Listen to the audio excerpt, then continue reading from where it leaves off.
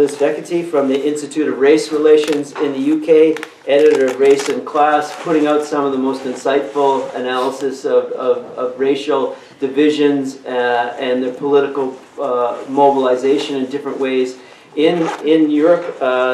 Some incredibly important articles over the last few years, particularly some of her writing in Race and Class, but also what is put out by the Institute of Race Relations. Unlike my ignoble colleagues here, I'm not a historian. I work in an anti-racist educational centre in London called the Institute of Race Relations, and we do our own news service which you can sign up to. It's a free news service which looks at alternative news on race and racism in the UK and around Europe.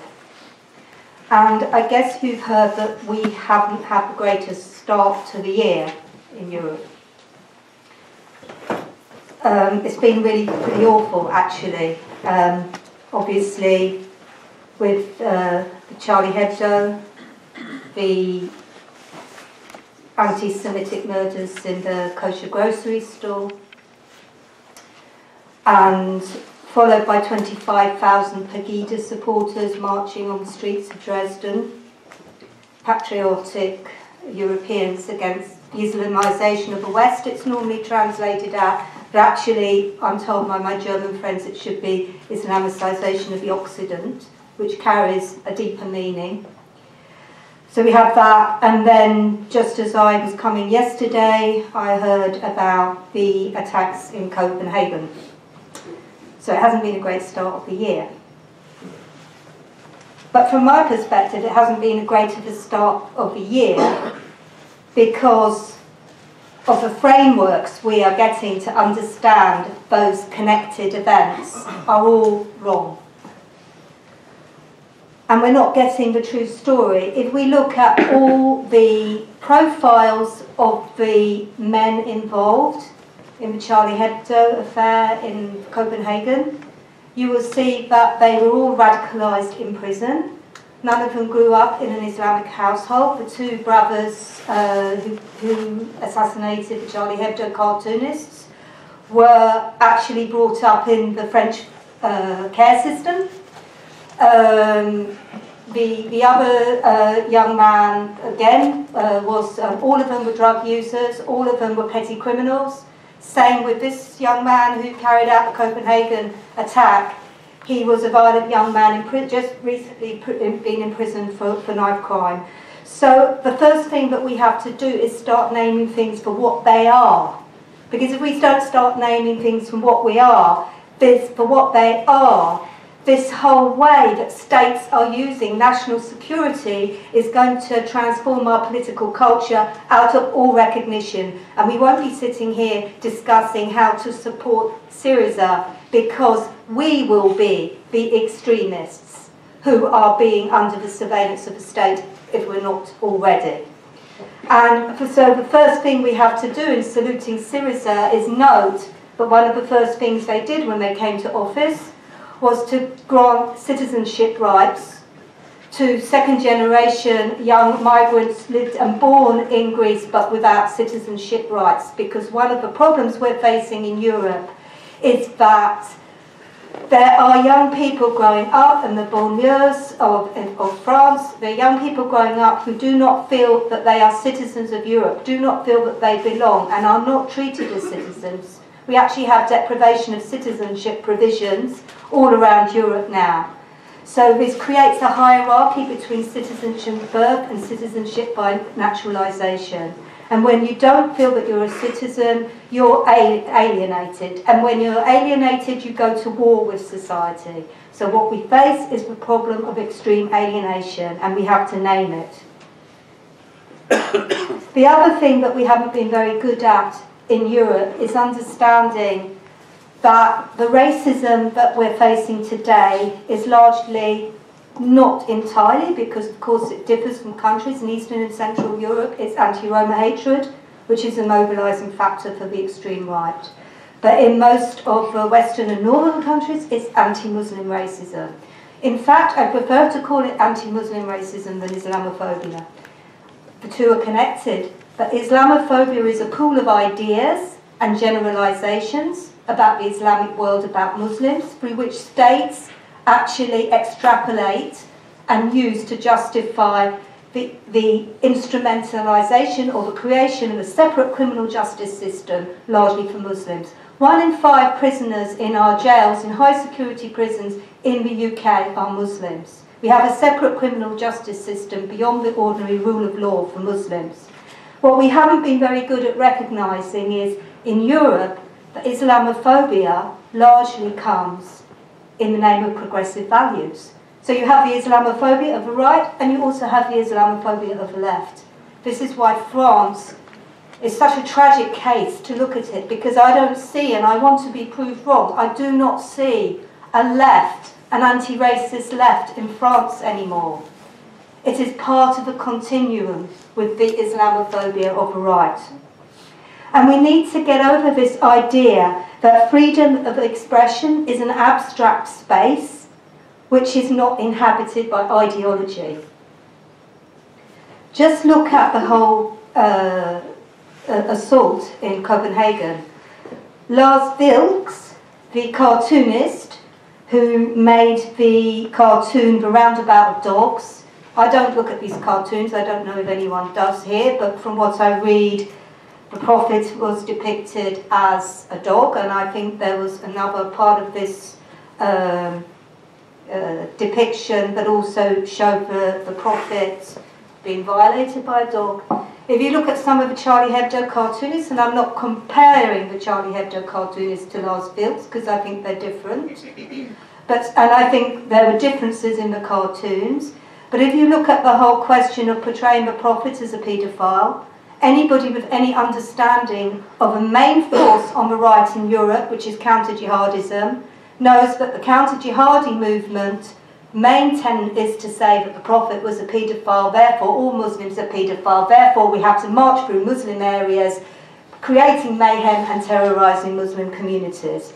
So freedom of expression is not an abstract space, and it has been used to instrumentalise Islamophobia. Again, give you some examples. Lars Vilks, I was in Malmö last year, in southern Sweden, and there's a gallery there called the Henry Ronquist Gallery. It was the Henry Ronquist Gallery that exhibited The Roundabout of Dogs. It was the Henry Ronquist Gallery that exhibited some paintings by an artist called Dan Parks, and his paintings actually depicted African men as slaves with sort of head belts and in a very racist way. And one of the people he depicted was actually one of the leaders of the Swedish African community in Sweden. And actually those pictures were removed by the police as an incitement to racial hatred because of the climate that was generating. And the reason that I want to tell you this story is that so many of these so-called progressive artists, cartoonists, literary figures legitimise what they're doing, A, as freedom of expression, but as against Islam. And yes, of course, you have to have freedom of expression against any religion, because religions are powerful and they can oppress. But there's a step going from there into using your satire to humiliate and sort of degrade people who are poor, who are excluded, who are vulnerable minorities. And the reason I wanted to give you that example is that sometimes I think, because when we just see it, it's just naked racism, for God's sake. And this guy, the Henry Ronquist, who is behind Lars Vilks and Dan Parks, is actually now the head of Pegida in Sweden. He's set up Pegida in Sweden. So there's a connection, and I think we've been slow to understand that there is a connection between this Islamophobia and the right. And Jeff was speaking about theorising fascism in terms of the context of the crisis. The context for counter-jihadism, the context for all of this freedom of expression is war. The counter-jihadi movement is actually a mutation within fascism, which is the one movement that supports the United States of America and is vehemently supports Israel. And this is one of the ironies of our times, that most of our extreme leaders now have gone to Israel, signed the Jerusalem Declaration, not of course because they've lost their anti-Semitism, but because it's a shrewd and nasty, what's the word? Because they see Israel as powerful and military might. They want to be on the side of the powerful, you know. So, I mean, this is my first point. And to add to that, the right in Europe, I see it as a current more than anything else. If you look at the FN mayors in France, I think they have 12 mayors now. 2 of them were not actually FN members. They actually were backed by the FN. And one of the mayors in a town called Béziers is Robert Menard, who was the founder of Reporters Without Borders. So, you know, the only way to deal with the right as a current is to have the left as a current. Something that I will just say a few remarks at the end. I don't want to be all negative because I think there's something good happening in Europe at the moment. I would say there's it might sound sort of a bit corny, but I call it an awakening. There's an awakening of anti-fascism. I think anti-fascism is something, I've got to read your book because I'm sure this is going to be in the book, it's something so deep in European culture that it's coming back, particularly I think in Germany and in Sweden. If you look at Pegida, you probably hear about Pegida, but you don't hear so much about the fact that tens of thousands of people have marched in Germany, in all the major towns and cities, to oppose Pegida. Again, when my memory goes back to my trip to Malmo, what was amazing about Malmo was that there's something called the Museum of Modern Art, and when the fascists were marching in Malmo, the museum closed down for the day so that all the staff could attend the anti-fascist mobilisation. Compare this to France, when a visitor, a woman from a Middle Eastern country who wears a full face veil, thought that she might like to go to see the opera. Now I think that's great. She went to see the opera and the performers noticed there was a woman in a full face veil in the audience. And what did they do? They stopped the performance and refused to go back on the stage until that woman was physically removed from the classroom. I'm getting my other example muddled up. From the opera house. My other example in France is is happening in the teaching profession. I mean, if there are any of you within the teachers' unions in Canada, I urge you to take up this case because I'm trying to get the British trade unions to do so. After the Charlie Hebdo incidents, there were minutes silence in classrooms. It's not this that's breaking up, it's me. And kids who didn't observe, Muslim kids who didn't observe the minute silence, were actually reported to the police. And there's a case, an ongoing case of an 8-year-old child. There's a campaign called Justice for Ahmed. An 8-year-old child who, and you know, when you're an 8-year-old child, even when you're a teenager, even for God's sake, me, at my age, wants to rabble-rouse and, you know, wind people up. And they asked the child, or they said in the classroom, is everybody with Charlie? And he said, no, I'm not with Charlie, I'm with the terrorists. Big incidents in the school, in front of a whole class, asked 3 times, are you a terrorist? Are you a terrorist? Child didn't even really know what terrorism was. The point is that he was reported by his school to the police, and he was interrogated by the police for a couple of hours with his father present. Ever since, he's had psychological problems, bedwetting, not being able to sleep at night. And I cannot understand why the teacher who has the professional duty that the child is in their care could do this to a child. But this is the climate in France. In some ways, I think it's worse than Hungary in Greece. Because it's like a totalitarianism. It is, even though I shouldn't use that word because I don't like it, but it is. I can't help it. So anyway, I was trying to say that there are positive things going on with anti-fascism. And I want you to know that, and I want you to know that because I've only been in Toronto one day, but because I'm a typical British tourist, I've decided that I'm going to make huge generalisations about Toronto. And what I've learnt in the time that I've been here is that this is a very, very multicultural city. And you mustn't lose that. We are losing spaces in Europe to the far right. Fekete managed to form itself in Dresden because there's a particular culture in Dresden. A culture of grievance because of the bombing. The fascists have marched every single year in Dresden to commemorate the war crime of the bombing of Dresden. The National Democratic Party of Germany have a base there.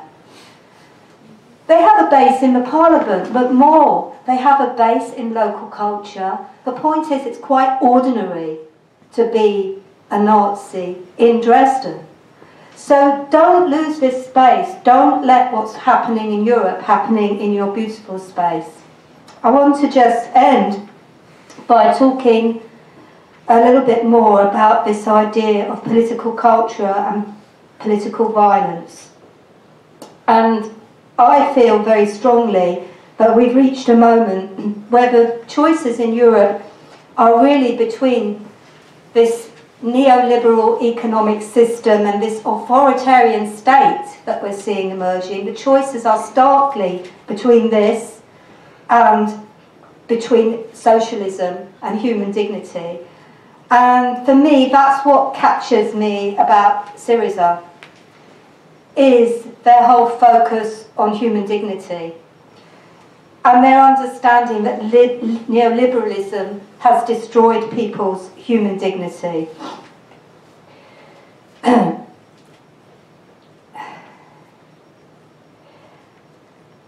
Unfortunately, I think that we're seeing some of the old fault lines opening up, particularly in southern Europe, which only emerged from dictatorship in the 1970s.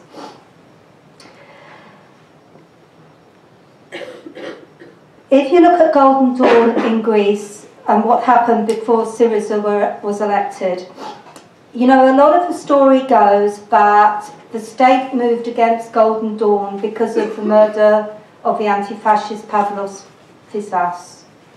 There have been a few migrants murdered before Pavlos, but those stories never got really circulated or taken up. Golden Dawn were also attacking left targets, particularly in the dock areas where they were, to all extents and purposes, seen to be the military wing or the paramilitary wing of the oligarchs, of the shipbuilders, the powerful media barons, etc. When we look at some of the patterns that we've seen in Greece in terms of Golden Dawn's penetration of the military, of the police, and we see that actually the state moved against Golden Dawn actually on the day that an elite wing of the military had more or less announced that they were going to prepare a coup, and that some of the police officers demobilised during that period, the leader of the anti-terrorist unit, senior rapid deployment squads for policing, that we see there's something else going on that we need to be very vigilant about. And we need to be vigilant about this because I think one aspect of fascism historically is that it's been as a force used to discipline and intimidate the left. And what I feel sad about sometimes, and I always want to remember, is that in this period over the last 10 years, there's been a lot of murders in Europe, none of which get the attention that the French situation or the Danish situation have had. Most of those murders have been of Muslims, Roma, I would think particularly of the 11 Turks assassinated by the National Socialist Underground in Germany. But others of those murders have been of left targets. And I think we really need to wake up to the fact that political violence is back in Europe. Not only Pavlos, but Clement Merrick, and also for me, the worst outrage in Europe, the mass murder of children by Breivik, which is virtually forgotten today. Thank you.